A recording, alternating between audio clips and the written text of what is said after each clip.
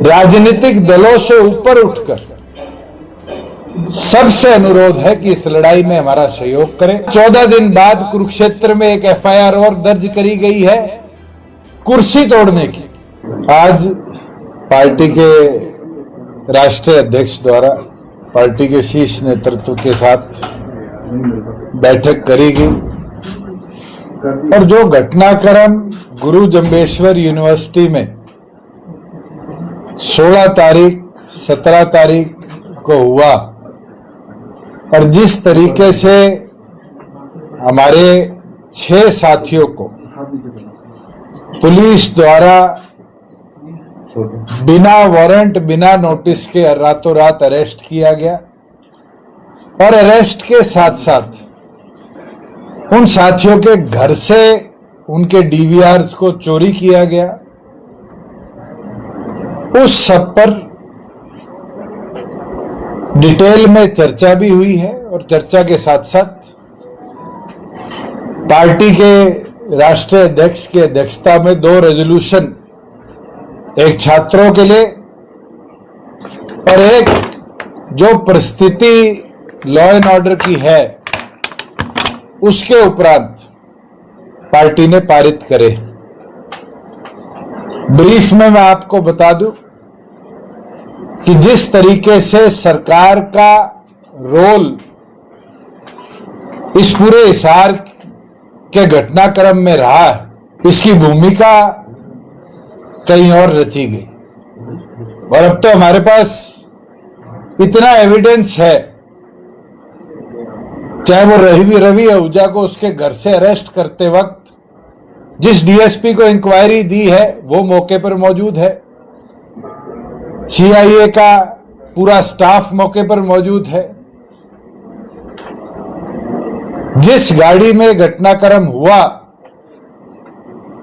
उस गाड़ी को ऑफ ड्यूटी ऑन ड्यूटी कहने की स्टेटमेंट चेंज है। और तो और इसमें कई अधिकारियों के रोल जो सामने आने वाले दिनों में आएंगे वो भी हमारे पास है। ये तो लिटिगेशन और उसका पार्ट है। वो लड़ाई तो कोर्ट के ह्यूमन राइट कमीशन के SC/ST आयोग के माध्यम से जननायक जनता पार्टी 6 के 6 साथियों की भी लड़ेगी। जिन 8 साथियों को एफआईआर के अंदर नामजद किया है उनकी भी लड़ेगी। आज 14 दिन बाद कुरुक्षेत्र में एक एफआईआर और दर्ज करी गई है कुर्सी तोड़ने की, उसकी भी लड़ेगी। आगामी 27 तारीख को छात्रों के हित में एक महापंचायत करी जाएगी। सभी लोगों से आग्रह करता हूं कि इस लड़ाई के अंदर अपने शिक्षण संस्थानों को बचाने के लिए राजनीतिक दलों से ऊपर उठकर सबसे अनुरोध है कि इस लड़ाई में हमारा सहयोग करें। ये कोई जननायक जनता पार्टी की अकेली लड़ाई नहीं है, ये लड़ाई हर उस छात्र के हित की है जिसको यूनिवर्सिटी में प्रताड़ित किया जाता है। आज हमारी बहनें सुसाइड कर रही है तो कहीं ना कहीं उसके पीछे भी प्रताड़ना है। जिस तरह का बड़ा करप्शन के अलग अलग चार्जेस हो, मैनिपुलेशन ऑफ डॉक्यूमेंट्स के चार्जेस हो, इंक्वायरीज के अंदर डिले किया जा रहा है चुनिंदा लोगों को बचाने के लिए, इसके विरुद्ध में होगा। जो क्रांतिमान पार्क हिसार का है वो एक संघर्ष की पृष्ठभूमि हमेशा की रही है। 27 तारीख को क्रांतिमान पार्क में तय किया जाएगा कि आगे इस पूरी लड़ाई को लेकर कैसे चलना है। आज डॉक्टर साहब ने अपने सभी साथियों को, पदाधिकारियों को यही आदेश दिए हैं कि वो अपने अपने जिलों में अपने साथियों से चर्चा कर सबको इस संघर्ष की लड़ाई के लिए 27 तारीख को हिसार लेकर पहुंचने का काम करें और फिर मजबूती के साथ आगे क्या रूपरेखा रखनी है उसके ऊपर फैसला लेने का काम किया जाए। तो इसमें एजेंडा मुख्यतः सर वो रेजोल्यूशन की बात कर रहे थे सर दोनों क्या एक रेजोल्यूशन जिस प्रकार से गुरु जंबेश्वर यूनिवर्सिटी ने 2 कार्य करे, एक तो गमला तोड़ने के ऊपर ट्रेसपासिंग और डैमेज ऑफ पब्लिक प्रॉपर्टी की धारा लगाकर 8 साथियों को नामजद किया, और अगले दिन जितने छात्र, कोई पीएचडी में था, कोई मास्टर्स में था, कोई स्टूडेंट्स में था,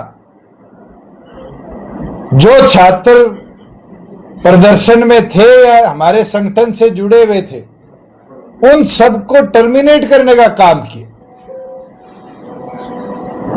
एक तो उसके ऊपर रेजोल्यूशन है, हायर ऑफिशियल जो इन्वॉल्व थे उनका तुरंत हेडक्वार्टर ट्रांसफर किया जाए। आपने कहा था कि डीजीपी से बात करने की कोशिश की, आप सरकार में डिप्टी सीएम रहे हैं, पार्टी के जो नेता हैं, क्या सरकार की तरफ से वैसे ही किसी ने इस घटनाक्रम को लेकर कोई बातचीत की हो सर? मैंने उनको फ्राइडे से लेकर कल तक जी निरंतर कॉल करी, और आपको हैरानी होगी, कल मैंने उनको मैसेज भेजा कि good evening ji, I tried calling you for last 3 days, unfortunately you are too busy to take calls or even have the courtesy to revert back. Let me know the best time to speak to you regarding my complaint. और आपको interesting चीज दिखाऊं, DG साहब ने block कर दिया। जहां लड़ाई इन छात्रों की है कि 2 FIR दिग्विजय सिंह, इंशो के अध्यक्ष, इंशो के अलग अलग पदाधिकारियों के विरुद्ध करी गई है, उसके लिए भी लीगल राय लेकर, चाहे डिस्ट्रिक्ट लेवल पर हो, चाहे मैं हाईकोर्ट आना पड़े, आगे की कार्रवाई हम करने का काम।